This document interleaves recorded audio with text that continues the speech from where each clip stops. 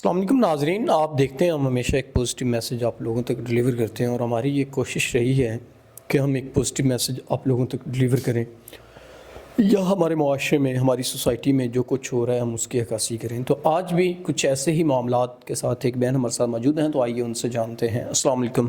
وعلیکم السلام۔ اچھا بہن، مجھے بتائیے گا زندگی کے کیا معاملات ہیں، کیا پریشانیاں ہیں جن میں آپ الجھی ہوئی ہیں، اور پتہ نہیں کتنی ایسی بہنیں ہوں گی جو ایسے معاملات سے اپنی زندگی کو گزار رہی ہیں، تو اس حوالے سے آپ اپنے معاملات بتائیے گا۔ میں والدین کی وفات کے بعد میں اپنے تایا کے گھر رہنے لگی تھی۔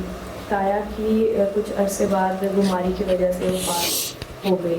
اس کے بعد میری تائی کا میرے ساتھ تعلق ٹھیک نہیں تھا، اور کچھ عرصے بعد انہوں نے مجھے اپنی بیٹی کے ساتھ مل کر گھر سے نکال دیا۔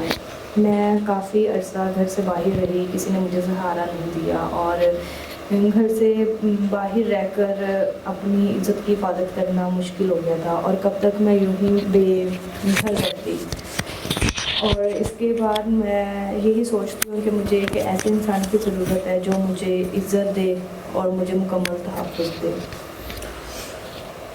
ایک ایسے انسان کی ضرورت ہے جو عزت اور تحفظ دے۔ ہمارے معاشرے میں بہت سے ایسے لوگ ہوتے ہیں جو کہ ضرورت مند بھی ہوتے ہیں، اور بعض ایسے لوگ ہوتے ہیں جو جسٹ اپنا ٹائم پاس کرتے ہوتے ہیں۔ تو اگر کوئی ایسا انسان جو آپ کو عزت، رسپیکٹ، جو عورت کی ایک ڈیمانڈ ہوتی ہے معاشرے میں کہ اس کو عورت کو ایک مرد جو ملے، محافظ کی صورت میں ملے، تو آپ کے اس بارے میں کیا خیال ہے؟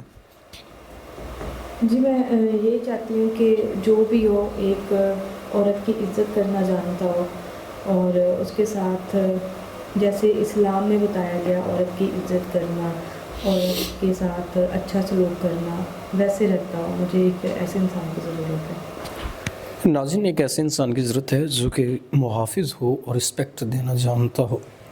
ایسے لوگ تو بہت کم ہیں اس معاشرے میں، لیکن جو ایسا شخص ملے وہ قسمت والوں کو ملتا ہے۔